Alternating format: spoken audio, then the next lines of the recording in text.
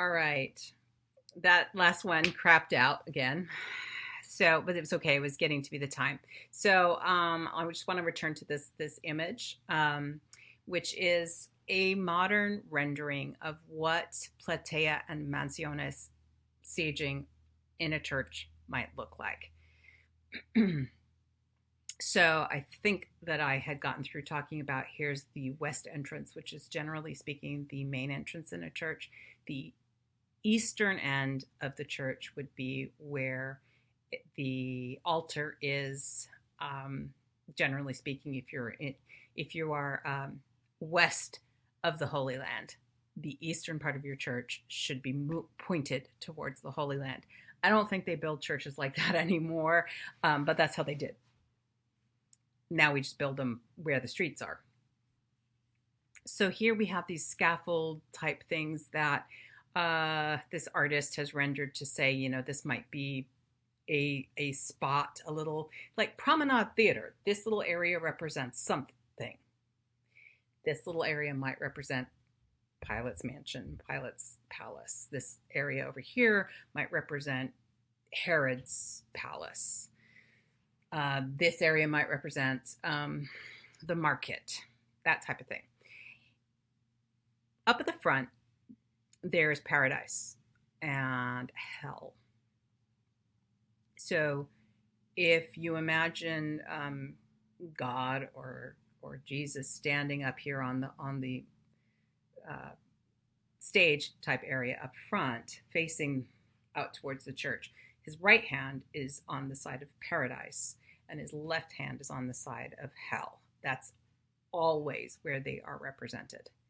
So if you are looking at an artwork, paradise is on our left. It's on stage right, and hell is on stage left. And also hell, the entrance to hell is depicted generally as a monster's mouth. It might be like a giant whale, a leviathan, kind of big mouth that you go down into to go to hell. That's a fun subject for staging projects if you're interested in hellmouth. So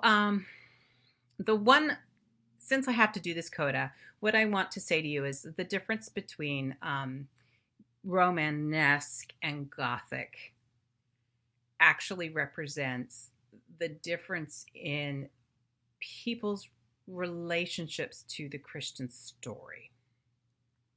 Okay, help you wrap your mind around this. So if you look at this picture right here, you see these rounded columns and these heavy columns here. Rounded arches is what I mean in these columns. The rounded arch is a Romanesque feature. It looks like actual Roman architecture.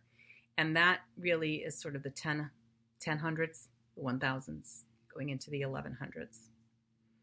Churches from that time period tend to be sort of heavy feeling. They're big, but they kind of have this heavier feeling to them. Lots of masonry, not a lot of windows up above. And if you look at a crucifix, an image of Christ hanging on the cross during this time, they tend to look far away, not very human. He very often looks stoic. So it's like a person on a cross with this sort of slightly manic, here I am. Suffering is not depicted. As we move going into the 1200s with the Gothic era, and we start to get the churches that look like this, the pointy arches, those super high, more high ceilings, and this feeling of lightness. Crucifixes at that time then also tend to start portraying a suffering Christ on the cross. So he looks sort of broken and bent and like he's dying. The first one, the Romanesque one, is sort of Christ as a victorious soldier. And then the second one from Gothic is a Christ we can identify with.